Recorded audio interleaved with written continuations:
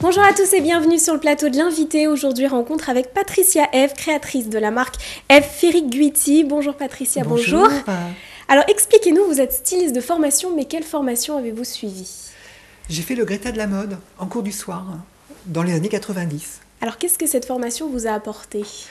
Elle m'a permis d'être styliste, surtout, de pouvoir créer des modèles et être modéliste aussi. Donc ça dure 3 ans, c'est sur 3 ans, en fin de compte, et c'est en cours du soir.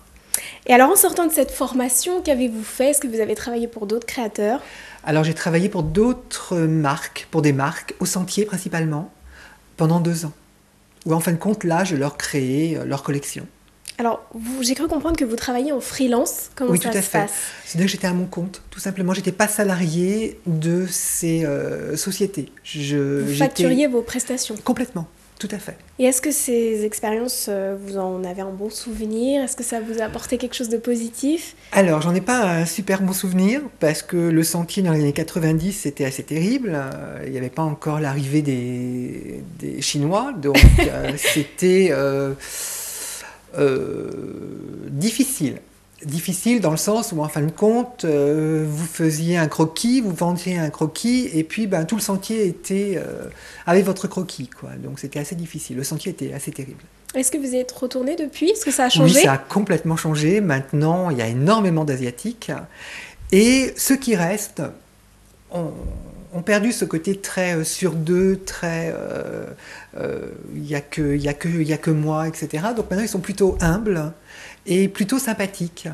Et chose assez étonnante, ils ont compris qu'il fallait qu'ils fassent avec les jeunes créateurs.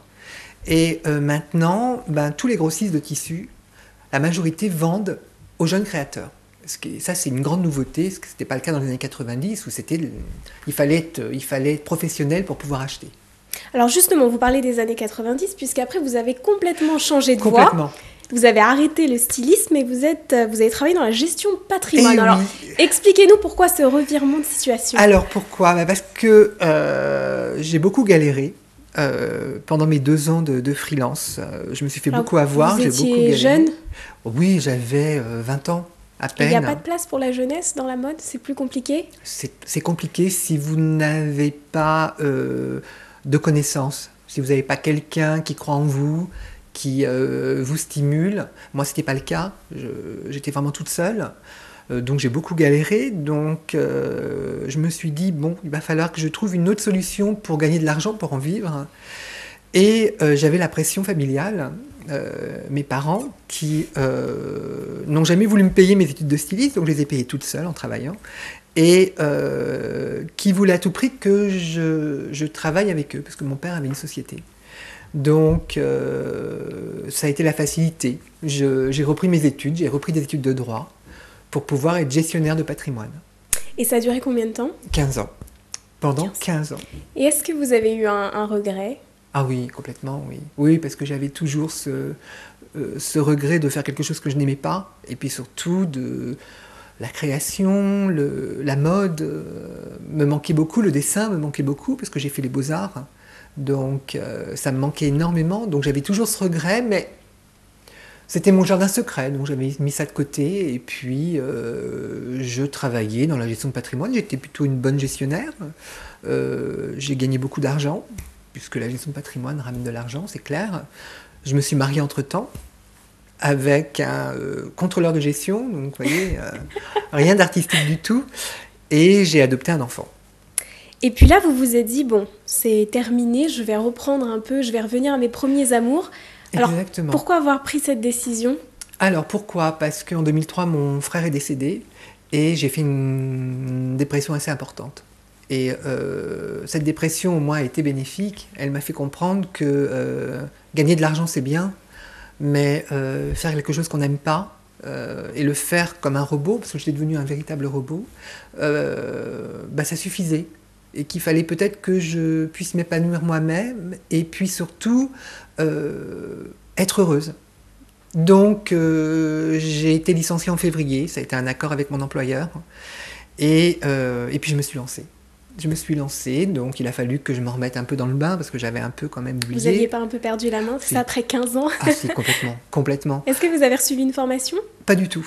Non, non, pas du tout. J'avais surtout perdu la main, pas en dessin, pas croquis, les idées étaient toujours là, mais surtout dans les tissus, les formes, les lignes. J'avais un peu perdu la main, et puis aussi le modeliste, j'étais plus du tout capable de pouvoir monter une toile comme je le faisais avant, donc ça a été un peu dur, et puis surtout il a fallu que je retrouve des grossistes en tissu, il a fallu que je retrouve des façonniers. Faire un carnet d'adresses finalement. Voilà, exactement, ça a été ça le plus long en fin de compte.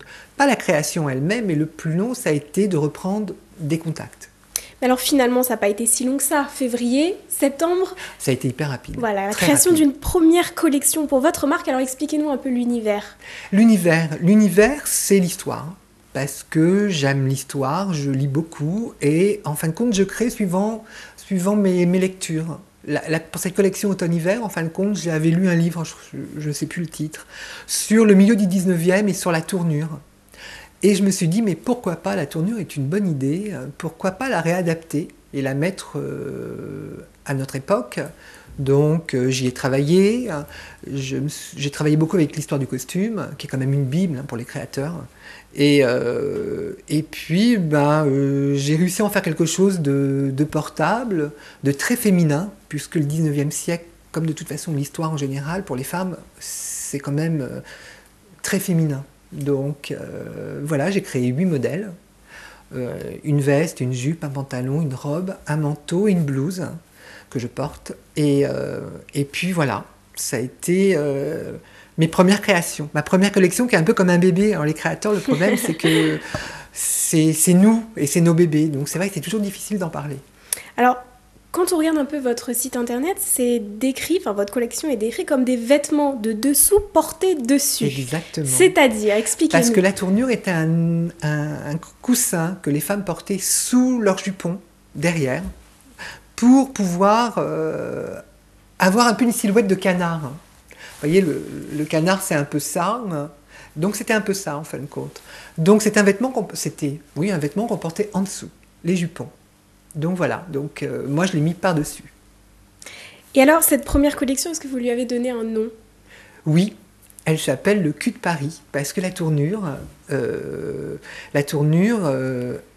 s'appelait le cul de Paris, tout simplement. Mais alors, vous êtes d'origine italienne. Complètement, j'en suis très fière. On sait qu'aujourd'hui, Milan est une des grandes capitales de la mode. Oui. Est-ce que vous y retournez de temps en temps? Est-ce que vous allez voir ce qui s'y fait? Alors, ma mère est originaire de la région de Venise, donc on a de la famille, donc j'y retourne de temps en temps. Ça fait très longtemps que je ne suis pas retournée à Milan, mais c'est vraiment un projet. J'ai vraiment envie d'y retourner. Je l'ai présenté à ma famille, qui est un peu en Italie, mais qui habite beaucoup du côté de Montauban. Et ils sont assez fiers, ils sont assez contents. Donc oui, j'espère retourner en Italie, j'espère même commercialiser en Italie. Et alors, vous vendez principalement sur Internet? Alors, pas du tout. Je vends principalement en boutique. Donc, je suis dans une boutique dans le 16e qu'on partage avec 4 créatrices, qui s'appelle le Boudoir des créateurs, où en fin de compte, il y a 2 créatrices de bijoux, une créatrice de chaussures et moi. Et on fait des permanences par semaine. Et je vends dans les salons. Alors, le salon... Alors, je vous coupe, quand vous dites permanence, c'est-à-dire? Des permanences d'une journée ou 2 par semaine, chacune. Donc en fin de compte, par exemple, moi je vais travailler le mercredi et le vendredi. En boutique. En boutique. Donc là, vous jouez le rôle de la vendeuse, et finalement. Complètement. Ah et oui, c'est un tout autre métier. Je me rends compte que je suis meilleure vendeuse pour les autres que pour moi. Mais oui, en général, ça se passe comme ça. Mais les autres créatrices qui sont avec moi, c'est pareil. Donc bon, quelque part, on arrive à vendre nos créations et à s'en sortir. Donc voilà, donc dans le 16e, c'est un peu loin.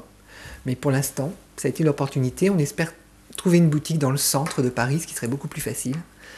Parce que les Parisiens ont du mal à aller dans le 16e, comme les femmes du 16e ont plus de mal à aller dans le centre de Paris. Mais alors, c'est quel genre de clientèle dans le 16e?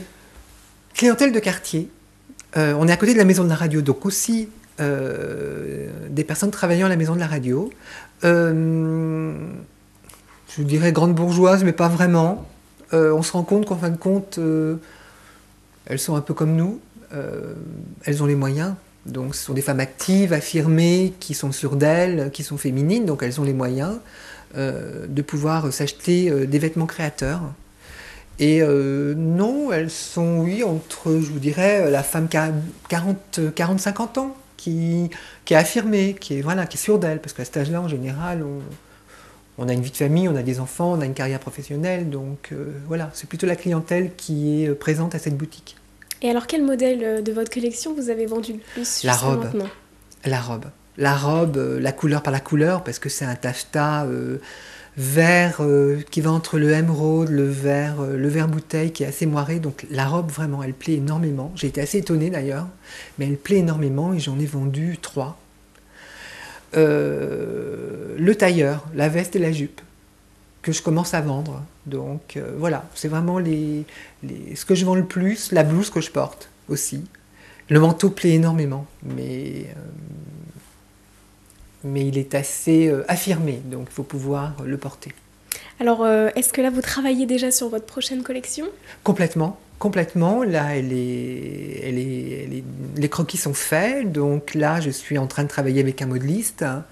Moi, je travaille sur des pièces plus simples, et je pense qu'elle sera terminée, enfin, je croise les doigts, j'espère, fin février.